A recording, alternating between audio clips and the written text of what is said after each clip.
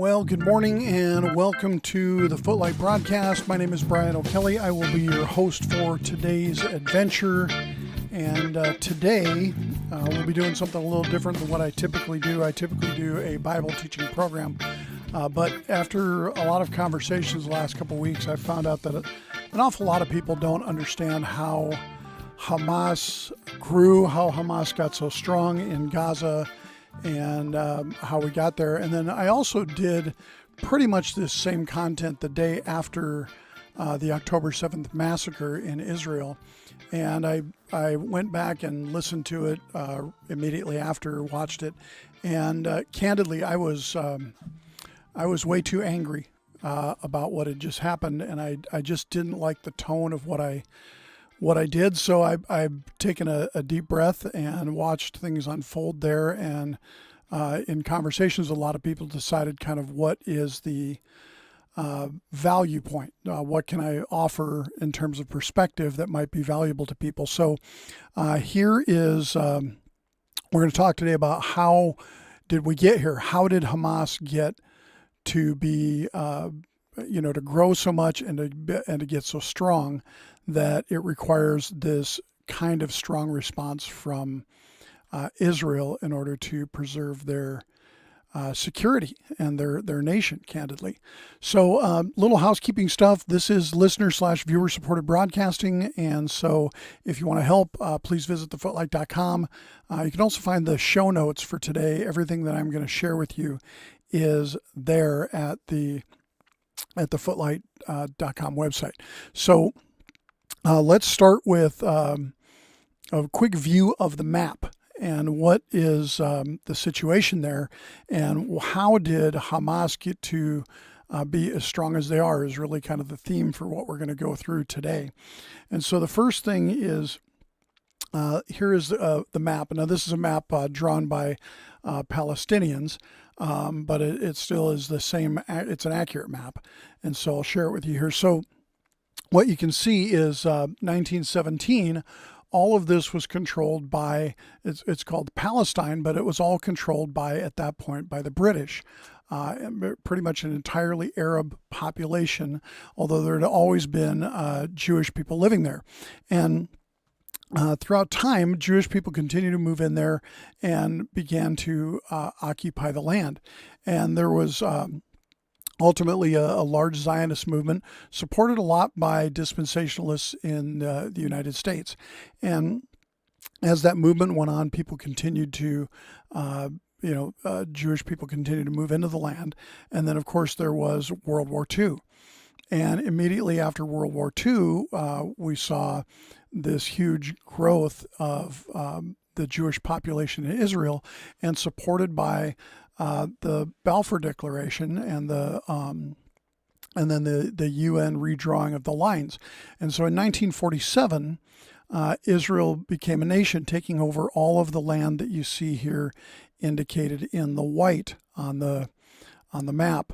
And then in 1967, there was another war, and Israel occupied the small green area up in the top, and the area that's green on the right is called the West Bank, and the West Bank population got smaller. And then throughout time, Israelis continued to buy up land in the West Bank and move into the West Bank, and this is what were called settlers, or the settlements, because what was happening is as the Jewish population was growing, they were buying land in the West Bank. And so the Palestinian population in the West Bank, the Arab population, and the amount of land they controlled continued to shrink over time, and this is part of what has caused this angst against Israel. Now, the Israelis disengaged from Gaza, and that's really what we're going to talk about today, is how did Hamas grow? How did they get to be to the size that they are in Gaza? And so the Israeli disengagement from Gaza was a unilateral dismantling of the 21 Israeli settlements in the Gaza Strip. So just like in the West Bank, where Israelis were buying land and occupying it, they were buying land in Gaza and moving in and building, communities, kibbutzes, building synagogues, building their community there. And the Arabs were increasingly the Palestinian people, if you will, although there was never been a historic people called Palestinian. This is a word that the English created out of the word Philistine. Regardless, the displaced Arabs were continuing to be more and more angry as the Israelis grew and purchased land in Gaza and in the West Bank.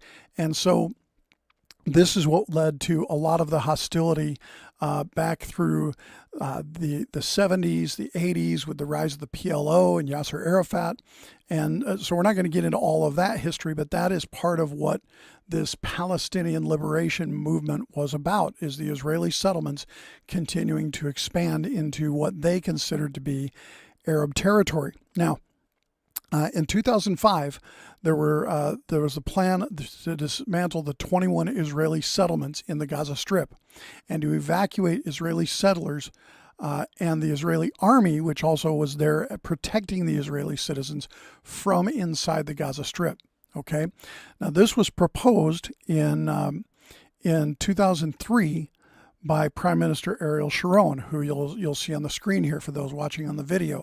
I know if you're on the audio podcast, which is most of you, that won't help, but proposed in 2003 by Prime Minister Ariel Sharon. And it was adopted then by the government in 2004 and approved by the Knesset in 2005, in February 2005. They called it the Disengagement Plan Implementation Law. And in August 2005, they implemented this law, and they completed this disengagement in September 2005. So we're going to go through how this happened, how did the policy develop, and what has happened, how did it get implemented, and what happened since, okay? Now there were settlers in the land there who'd purchased land, right? You gone in, you bought a house, you bought a piece of dirt, you and your friends and neighbors bought some piece of dirt, and you've got this little community. And there were settlers who said, hey, I'm not moving out of here. I bought a house here, right? And so those who refused to accept this idea were offered money. They gave them compensation packages to voluntarily vacate their homes prior to the August 15th, 2005 deadline. They gave them $500,000, I believe, each. And then anybody who wouldn't were evicted, okay? And the eviction of all the residents, the demolition of the residential buildings, and the evacuation of the associated security personnel from Gaza was completed on September 12th of 2005. The eviction and dismantling of the 4 settlements in the West Bank, because this happened in the West Bank also, was completed 10 days later. There were 8,000 Jewish settlers from 21 settlements in the Gaza Strip that were relocated. The settlers received an average, it was more than $200,000 US in compensation per family, which is more like $1 million today, right? Maybe not, maybe 500,000. A lot of money. Following the withdrawal, Israel still continues to maintain direct control over Gaza's air and maritime space. 6 of Gaza's 7 land crossings. They maintain a no-go buffer zone within the territory, and they control the Palestinian population registry. And Gaza remains dependent on Israel for its water, electricity, telecommunications, and other utilities. That's why Israel can shut off now the electricity and the water and so on to Gaza, okay? Because they control it. They have maintained control over it. Now, not necessarily because they had to. The Palestinians have had opportunity to change that, and they have not taken advantage of it. We're going to talk about that in a little bit. Now, Prime Minister Ariel Sharon's son, Gilad, wrote that he gave his father the idea of disengagement. Sharon had originally dubbed the unilateral disengagement plan the separation plan before realizing that separation sounded pretty bad, especially in English, because it evoked apartheid, and some people have called this an apartheid style movement. But the idea here was that, look, we're never going to get along with these guys. They're always going to fight us. There's this cry for a 2-state solution, so let's give them their land. Let's give them this area that they can control. Now, in November 2003, Ehud Olmert who is Sharon's deputy leader. This is the guy here you see on the screen if you're watching the video. He'd been dropping unilateralist hints for 2 or 3 months. And he explained his developing policy. Of course, he went on to be prime minister. And here's what he said. There's no doubt in my mind that very soon the government of Israel is going to have to address the demographic issue with utmost seriousness and resolve. This issue, above all others, will dictate the solution that we must adopt. In the absence of a negotiated agreement, and I do not believe in the realistic prospect of an agreement, we need to implement a unilateral alternative. Again, this is Ehud Olmert I'm quoting here. More and more Palestinians are uninterested in a negotiated 2-state solution because they want to change the essence of the conflict from an Algerian paradigm to a South African one. So they're trying to make it apartheid, right? From a struggle against occupation, in their parlance, to a struggle for one man, one vote. That is, of course, a much cleaner struggle, a much more popular struggle, and ultimately a much more powerful one. So he's agreeing that, look, this one man, one vote argument that they have, that's a strong argument. Okay, let him continue here. For us, it would mean the end of the Jewish state. The parameters of a unilateral solution are to maximize the number of Jews, to minimize the number of Palestinians, not to withdraw to the 1967 border, and not to divide Jerusalem. 23 years ago, Moshe Dayan proposed a unilateral autonomy. On the same length, we may have to espouse unilateral separation. It would inevitably preclude a dialogue with the Palestinians for at least 25 years. Now, the policy of separating out Gaza was to stop the idea of negotiation. Gaza and the West Bank, and isolate Arabs outside of Israel because otherwise they would end up taking over Israel.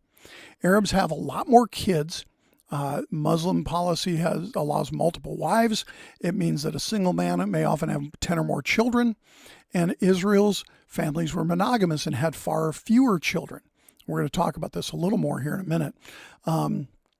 Sharon's formally announced the policy in April 14th, 2004 letter to President George W. Bush, stating that there exists no Palestinian partner with whom to advance peacefully toward a settlement. In other words, we've been negotiating with these guys and we can't get anywhere. They are not a partner. No matter what we propose, they reject it. No matter what agreement they make, they break it. Since they're not a partner, we're going to stop. And here's what Dov Weisglass says, he was kind of a big advisor to both Sharon and Ehud Barak and other leaders there. And this is Dov Weisglass, okay, or Weisglass. I'm not sure how I'm pronouncing that right. It's 2 S's. Dov Weisglass said this. The man on the screen here. The significance of the disengagement plan is the freezing of the peace process. And when you freeze that process, you prevent the establishment of a Palestinian state. This whole package called the Palestinian state, with all that it entails, has been removed indefinitely from our agenda. And all this with authority and permission. That is exactly what happened. All this with authority and permission. All this was with a presidential blessing. That's the United States president, right? And the ratification of both houses of Congress. That is exactly what happened. You know, the term peace process is a bundle of concepts and commitments. The peace process is the establishment of a Palestinian state with all the security risks that entails. The peace process is the evacuation of settlements. It's the return of refugees. It's the partition of Jerusalem. And all that has now been frozen. What I effectively agreed to with the Americans was that part of the settlements would not be dealt with at all, and the rest will not be dealt with until the Palestinians turn into Finnish people, right? Nice people that were our real partners.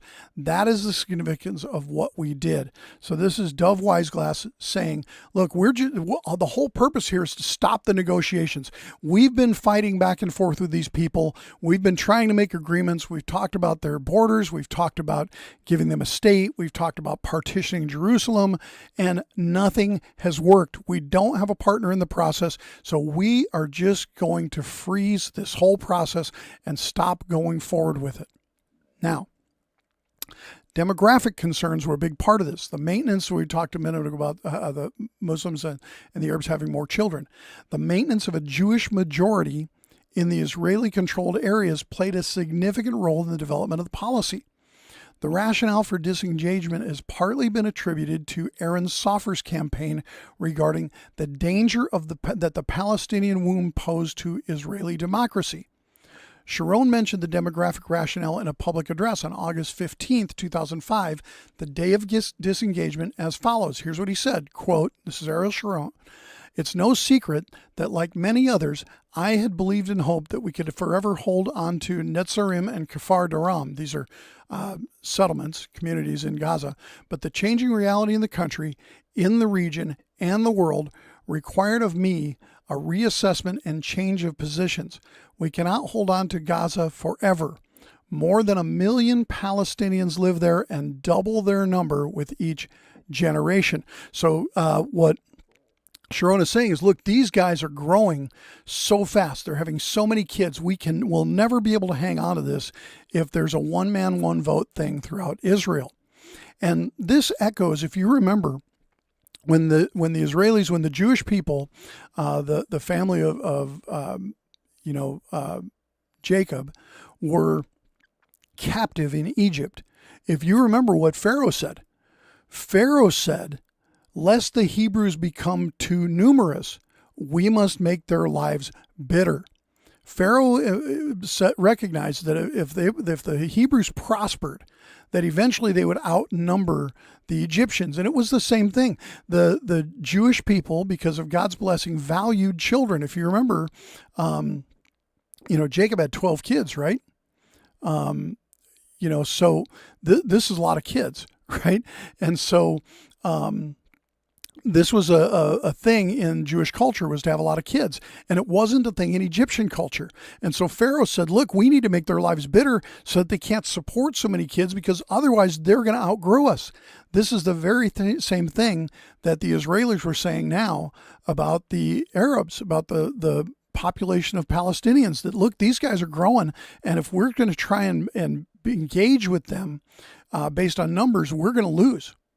Now, at the same time, Shimon Peres, who was then the vice president, vice prime minister, stated in an interview, and here's Shimon Peres, for those of you watching on the video, stated in an interview that we are disengaging from Gaza because of demography. It was demographics. And in other words, continued control of Gaza was considered to pose an impossible dilemma with respect to Israel's ability to be a Jewish and democratic state in all the territories it controlled. So they said, we're going to give up control of this area and let them have it. And we're going to maintain a Jewish state next to it, and they can have it all to themselves. Now, for the first time since 1967, Palestinian authorities would have complete control over exits and entrances to their territory. Now, Israel controlled who could come in to Israel, but the Palestinians controlled who could come into Gaza and into the West Bank. Both parties to the agreement, Israel and Palestinians, would upgrade and expand crossings to facilitate the movement of people and goods between Israel, Gaza, and West Bank. So in other words, they were developing almost like a free trade policy like the U.S. has with Canada, or with what's happening in the European Union. Separate borders, separate countries, but the movement of goods and stuff could go across. Palestinians would be allowed the use of bus and truck convoys to move between Gaza and the West Bank. Okay, so going back to our map here at the beginning, if you take a look, Gaza and the West Bank, you can see Gaza is the part on the left, and we've probably all seen these maps now. The West Bank is the part on the right. And so they were given the opportunity to move truck and bus convoys between them. Obstacles to movement in the West Bank would be lifted. A Palestinian seaport was to be constructed on the Gaza littoral. And then a Palestinian airport was considered important by both sides. And the United States was encouraging Israel to entertain the idea that construction to that end was to be resumed. Now, because the Palestinian Authority in Gaza did not believe it had sufficient control of the area at this time, observers such as Human Rights Watch and legal experts argued that disengagement didn't end Israel's legal responsibility as an occupying power. Israel and Egypt concluded an agreement under which Egypt can increase the number of police on its side of the border, and the IDF evacuated the Gazan side. Okay, now, what they were saying is because all of the water supply in Gaza came from Israel, because all of the electricity in Gaza came from Israel, because you couldn't fly in and out of Gaza, because you couldn't get sea traffic in and out of Gaza because there was no port, that they were dependent on Israel for those things, and they considered that to be a de facto, occupation of Gaza. Now, how did they implement this plan? Well, first of all, the crossings were closed. The crossings in and out were closed. They didn't remain closed, but they were closed initially. The settlers in Gaza were moved out of Gaza. Okay, there were 8,000 people in Gaza, 14,000 soldiers, 8,000, not 8,000 people, 8,000 Israelis. Okay, 14,000 Israeli soldiers and police officers came in and forcibly evicted the settlers. They went house to house. Now remember, many were volunteered and they were compensated, but anyone who didn't, the police, Israeli police and Israeli soldiers went house to house, ordering settlers to leave, breaking down the doors of those who didn't. There were scenes of IDF Israeli troops dragging screaming and sobbing families from their houses and from synagogues. Okay, some settlers, some of the Jewish people in Gaza, lit their homes on fire as they evacuated so that the Palestinians would be left nothing of value. Okay, residents and their supporters strung up barbed wire fences around the area. Okay, and Israeli security forces cut their way in. They were barricading themselves in their homes, saying, "Look, this is my home. I bought this. I built this. This is where my family lives. You can't take me out of here." They were arguing for their freedom to live there, but the agreement didn't allow that. Young people placed obstacles made of flammable materials like tires, barricades of tires, garbage dumpsters. They set them on fire. The fire spread into the Palestinian areas, and the IDF sent in bulldozers, the same kind of bulldozers they're using now in Gaza, military bulldozers. They sent them in to put out the fires, to bulldoze the fires down. Now, on August 19th, and this is 2005 now, so this is 18 years ago, The Guardian, the British newspaper The Guardian, reported that some settlers had their children leave their homes with their hands up, wearing a Star of David badge, to associate the actions of Israel at that time with Nazi Germany and the Holocaust. Some protesters said that they would not go like sheep to the slaughter, a phrase that was associated with the Holocaust. So this is what was, the IDF was moving these Jewish settlers out of Gaza and out of the West Bank. The evacuation of the settlers was completed August 22nd, 2005, and then demolition crews came in and razed 2,800 houses, community buildings, and 26 synagogues. They tore them down. The IDF also pulled its forces because the IDF maintained some military stations, bases, if you will, not big bases, but military operations facilities in Gaza. They pulled out their forces from Gaza, and they withdrew 95% of the military equipment by September 1st. On September 11th, again 2005, a ceremony was held when the last Israeli flag was lowered in the IDF's Gaza Strip divisional headquarters, and all remaining IDF forces left Gaza Strip in the following hours. Okay, so September 11th, 2000, ironically, September 11th, right? 2005. Now, on September 12th, Palestinian crowds entered the settlements waving PLO and Hamas flags, firing gunshots into the air, setting off firecrackers, chanting slogans.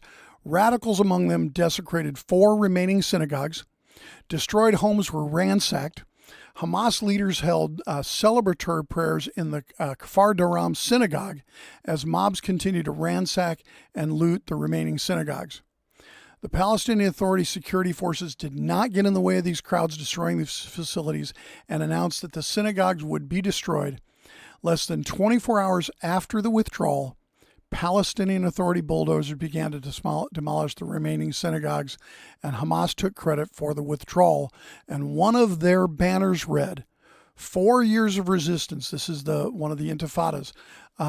beat 10 years of negotiations. So in other words, the lesson that Hamas learned, the lesson that the Palestinians learned is if we fight the Israelis enough, they will back up. That was the lesson they took. Now, after the Israel withdrew, Palestinians gained control over Gaza, except their borders. The Israelis controlled what went in and out, and the airspace and the territorial waters. Now, on September 23rd, which is just 10 days later, the Gazans shot rockets into Israel. A Hamas pickup truck drove through the Jabalia refugee camp. And this was a camp where the Israelis who had been moved out of Gaza were living. A Hamas pickup truck drove through the refugee camp, exploding itself, killing at least 19 people and injuring 85. And some of those people who died were the suicide bombers driving the truck. On September 29th, 2005, Israel closed all the Hamas charities in the West Bank as part of a 5-day offensive and fired artillery targets at Gaza. Now, Gaza is now this independent space, right? And it's totally Palestinians there. All of the Israelis are out, whether they liked it or not. All of the Israeli military and police are out, and it's left totally to themselves. And what we see there is the same thing that happens anytime a government withdraws or falls. We saw it in the old Soviet Union. We saw it in many of the Soviet republics. We see it all the time when governments collapse. You have a power struggle. Who's going to be in charge of this area? And so Fatah and Hamas began fighting with each other. And in the middle of this, there was an election going on. Okay, and the fighting with each other partly became who can damage the Israelis more by attacking Israel. And so Israel launched a thing called Operation Summer Rains, which was basically a bombing campaign to put down military facilities of both Fatah and Hamas. In January 2007, Hamas and Fatah weren't getting anywhere in their fighting. There was no clear winner. And both factions were attacking each other all over. And Israel launched an airstrike which destroyed a building used by Hamas. And this created a lot of sympathy for them. Okay. And the conflict reached a height, and Hamas took control of Gaza in 2007. Now, many people saw the Palestinian National Authority as economically uninteresting. Most of Europe, everybody's like, so what? They got 1.4 million people here, but there's no economy. But they were seen as a threat to the Jewish identity of the Israeli Democratic State. Leila Shahid, Speaker of the Palestinian National Authority in Europe, declared the sole fact of carrying out the plan unilaterally also showed the plan was only thought of according to the objectives of Israel as viewed by Sharon. Well, she wasn't wrong. She said, look, this is all about what Israel wants. And she's exactly right. Israel was doing what they thought was best for them. What they thought that the thing that they needed to do is to have control of their area and not try and battle with these guys for that area because it wasn't working. They had no partner. Okay, now enter President George W. Bush. George W. Bush endorsed the plan as a positive step toward the roadmap for peace. At a joint press conference with Ariel Sharon on April 11, 2005, here's what George Bush said. I strongly support Prime Minister Sharon's courageous initiative to disengage from Gaza and part of the West Bank. The Prime Minister is willing to coordinate the implementation of the disengagement plan with the Palestinians. I urge the Palestinian leadership to accept his offer. By working together, Israelis and Palestinians can lay the groundwork for a peaceful transition. So this is before it happened. Bush is saying, yeah, good idea. Go ahead, disengage. Now, May 26th of that year, George Bush held a joint press conference welcoming Mahmoud Abbas to the White House. Here is Mahmoud Abbas. This is what he looks like. He was the Palestinian leader. And George Bush, here's what he said at that meeting. He said, the imminent Israeli disengagement from Gaza, parts of the West Bank, presents an opportunity to lay the groundwork for a return to the roadmap. This is the famous roadmap to peace. And to help ensure that Gaza disengagement is a success, the United States, that's us, your money, will provide to the Palestinian Authority $50 million in 2005 dollars, right? So like $100 million a day or more, to be used for new housing and infrastructure projects in the Gaza. Okay, now, part of this money that was coming into Gaza from the U.S. and then from other countries, was to build the infrastructure, the very same infrastructure that Gaza now doesn't have. On April 11, 2005, President George W. Bush said this: as part of the final peace settlement, Israel must have secure and recognized borders, which should emerge from negotiations between the parties in accordance with UN Resolution 242 and 338. In the light of new realities on the ground, including already existing major Israeli population centers, it's unrealistic that the outcome of the final status of negotiations will be a full and complete return to the armistice lines of 1949, which is what the Palestinians were asking for. Now, in his May 26 joint press conference with Palestinian leader Mahmoud Abbas in the White House Rose Garden, and here's a picture of these characters in the White House Rose Garden. Good buddies, right? Both nice smiles, big handshake, right? Here's what President George W. Bush said at that meeting. Here's what he had to say. Any final status agreement must be reached between the two parties, and changes to the 1949 armistice lines must be mutually agreed to. A viable two-state solution must ensure contiguity of the West Bank. In other words, it has to be all together, and a state of scattered territories will not work. There must also be meaningful linkages between the West Bank and Gaza. This is the position of the United States today. It will be the position of the United States at the time of the final status of negotiations. So the U.S. was a big player in bringing about this state of separateness of Gaza, the disengagement of Israel from Gaza and the West Bank. This was largely fueled by the United States.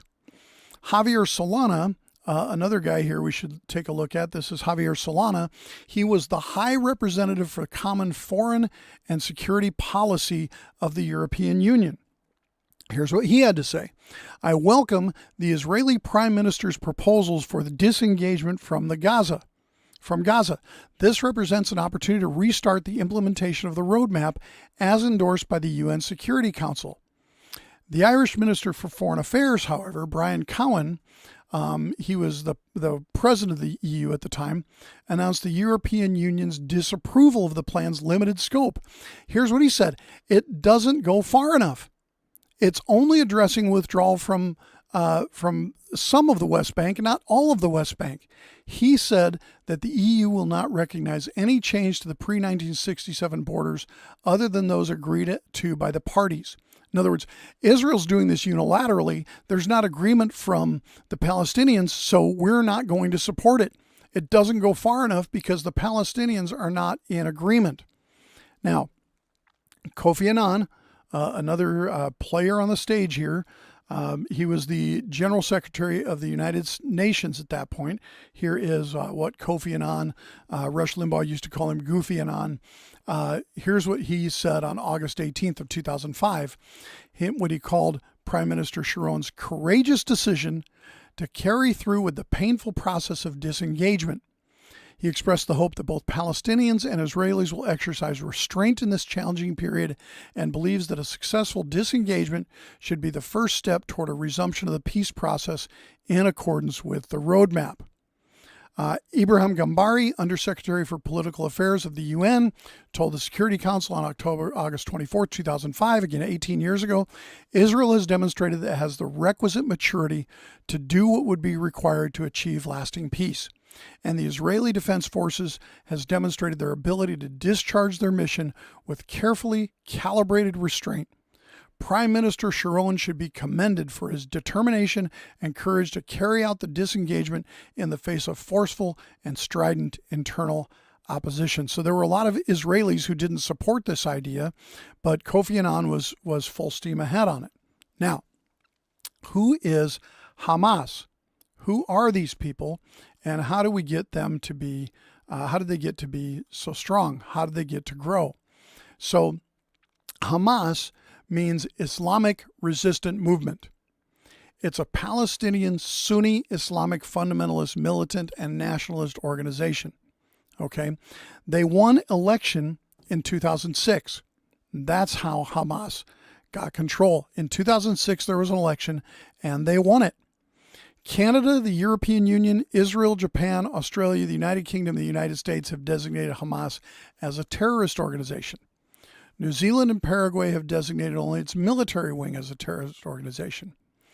It's not considered a terrorist organization by Brazil, by China, by Egypt, by Iran, of course, especially, who are funding it, by Norway, by Qatar, by Russia, Syria, or Turkey. None of these countries consider Hamas to be a terrorist organization. In December 2018, just 5 years ago, a resolution to condemn Hamas as a terrorist organization failed to pass the UN General Assembly. Hamas leader Ismail Haniyeh is based in Qatar. So the organization is run out of Qatar, not out of Gaza or the West Bank. Hamas was founded in 1987, soon after the First Intifada broke out. It was an offshoot of the Muslim Brotherhood, which basically had a Gaza branch. And previously, the Muslim Brotherhood had been non-confrontational to Israel. They were hostile to the PLO. Co-founder Sheikh Ahmed Yassin said in 1987, and the Hamas charter affirmed in 1988, that Hamas was founded to liberate Palestine, including modern-day Israel, from Israeli occupation and to establish an Islamic State in the area that is now Israel, the West Bank, and the Gaza Strip. Since 1994, the group has frequently stated to accept a truce if Israel withdraws to the 1967 borders, paid reparations, allowed free elections in the territories, and gave Palestinian refugees a right to return. Now, they've had varying conflicts of varying intensity over the years, right? And Hamas's military wing has launched attacks against Israeli civilians and soldiers. They often describe them as retaliations, in particular for assassinations of the upper echelon of Hamas leadership. Of course, tactics have included suicide bombings and, since 2001, rocket attacks. Hamas's Human Rights Watch has condemned as war crimes and crimes against humanity Hamas and Israel's attacks on civilians during the conflict, stating the rationale of reprisals is never valid when civilians are targeted. In January 2006, PLO had parliamentary elections and Hamas won a majority in the parliament. They defeated Fatah. After the elections, the Quartet, the European Union, Russia, the United Nations, the United States made future foreign assistance to the Palestinian National Authority contingent on the PNA's commitment to nonviolence, recognition of the State of Israel, and acceptance of previous agreements. Hamas said, no, we're not going to agree to that. And so then the aid was suspended. Now, all of these rockets are something that we need to talk about briefly. Where does Hamas get rockets? Well, the West, that's us and the European Union and other groups, it's often talked about that Gaza doesn't have an effective water supply of its own. They get their water from Israel. They have desalination plants, but they can't distribute the water because they don't have a plumbing system of their own and a pumping system. So the West has spent millions and millions and millions of dollars on pipes to send in to help them to build their water infrastructure. And Hamas takes the pipes that are meant to improve the life of the Palestinian people and uses them to build rockets of various sizes. And that's why they're crude rockets. That's why they often go off target and hit the parking lot of a hospital instead of the target in Israel. Now, the Hamas Charter was published in August of 1988. It defined itself as a chapter of the Muslim Brotherhood and reflected its desire to establish an Islamic State throughout Palestine. Now, what they mean by Palestine is the Palestine of 1917. Let me get that back up on the screen here so you can take a look and see what that looks like. Again, the Palestine of 1917 is what these guys are talking about, which is the whole green area here. As the saying goes, they say from the river to the sea. And so this Palestinian state that they want means the entire non-existence of Israel. The Hamas charter contains anti-Semitic passages.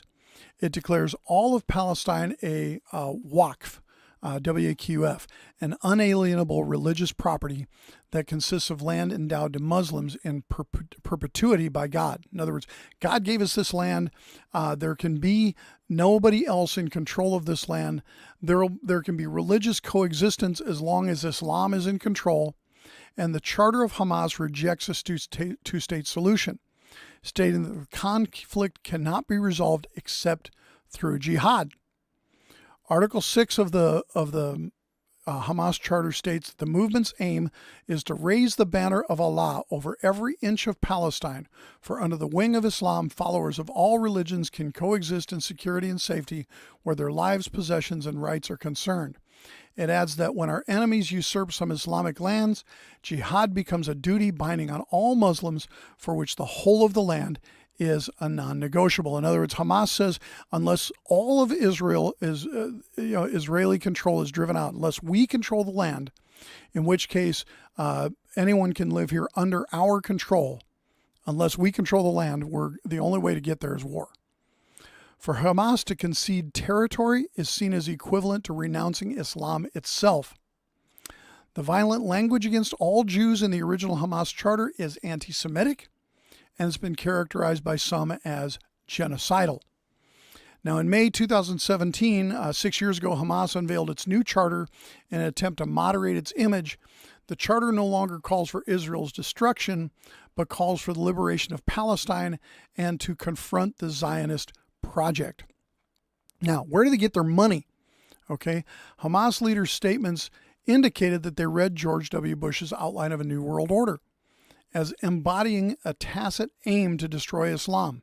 So they thought that this new world order that Bush talked about after our 9/11 in 2001 was that that the goal was to destroy Islam. And therefore, funding should focus on enhancing the Islamic roots of Palestinian society and promoting jihad.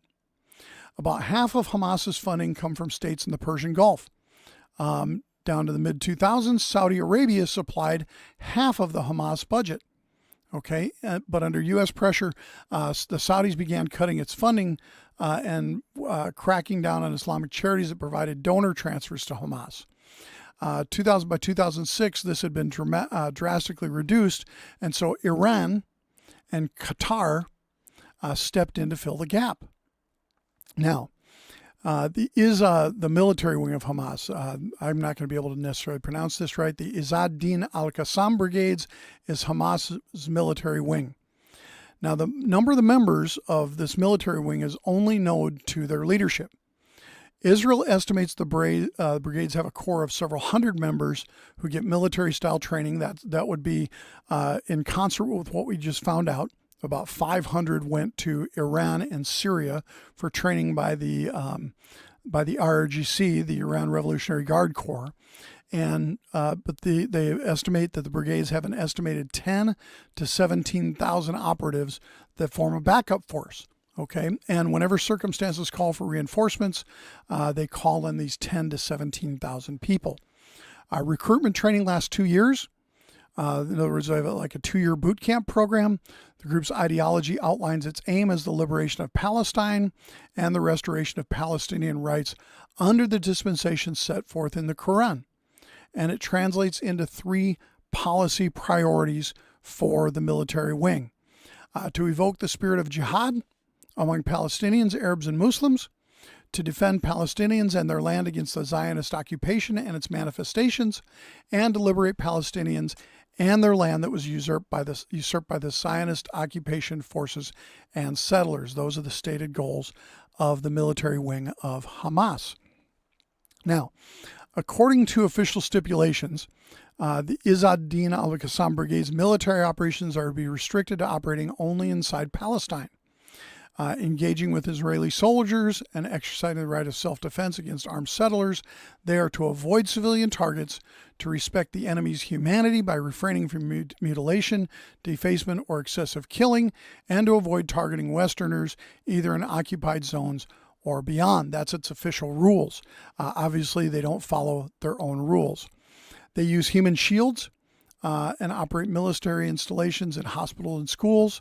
They use children as combatants, and they employ suicide bombings and attack civilians. Okay, so this is what they do. They may claim to attack combatants only, but no. Now, how does Hamas develop people who believe this stuff? Well, one thing is they have Al-Aqsa TV. This is a television channel founded by Hamas. The station began broadcasting in Gaza on January 9, 2006, less than 3 weeks before the Palestinian elections. And it shows television programs, including some children's TV, which deliver anti-Semitic messages. And take a look here. This is a picture of some kids watching their knockoff of Mickey Mouse called Farfour. Now, Farfour is an anti-Semitic character who is constantly all day long on every program talking about the evilness of the Jews. In fact, in one program, Farfour claimed that the Jews make matzah bread from the bodies of dead Palestinians.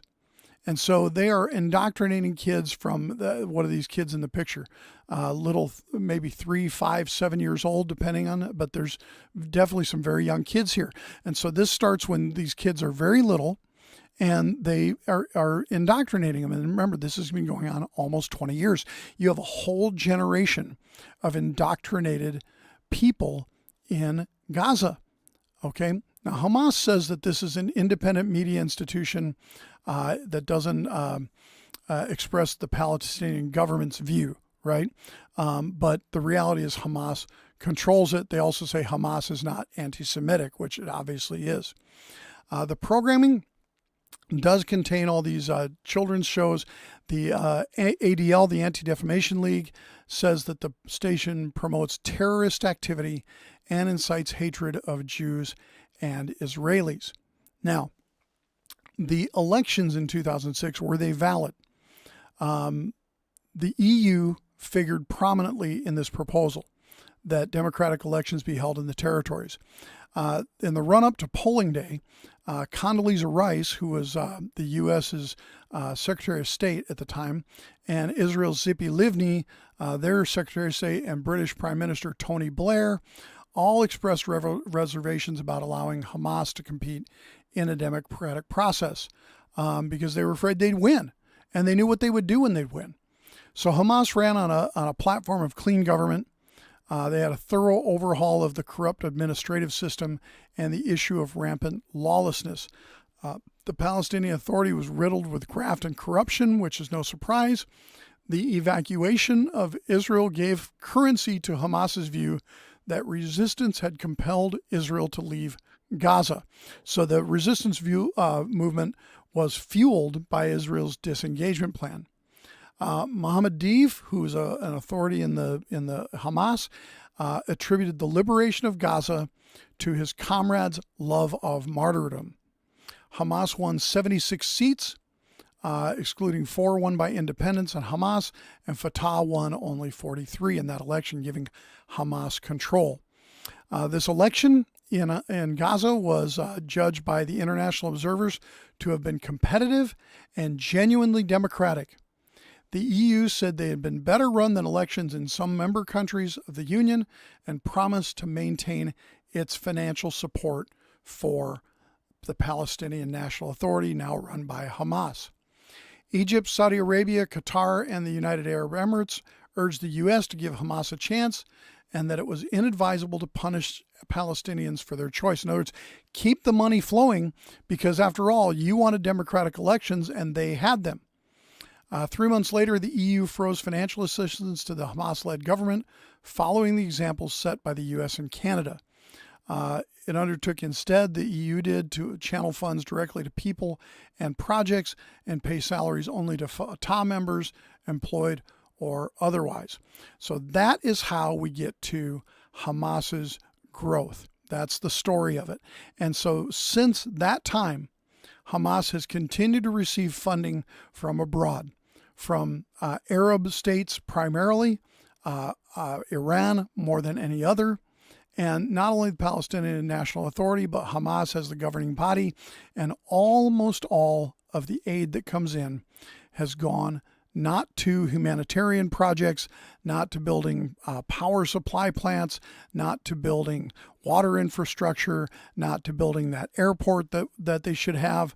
The money coming in has almost entirely gone into the Hamas military wing and into the growth of their arsenal.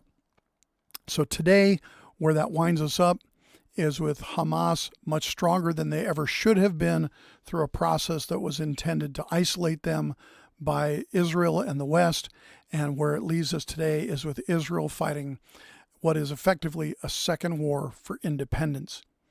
And may God bless them, and may they succeed in their endeavor of driving this bloodthirsty terrorist organization out of the Gaza and literally wiping them off of the planet.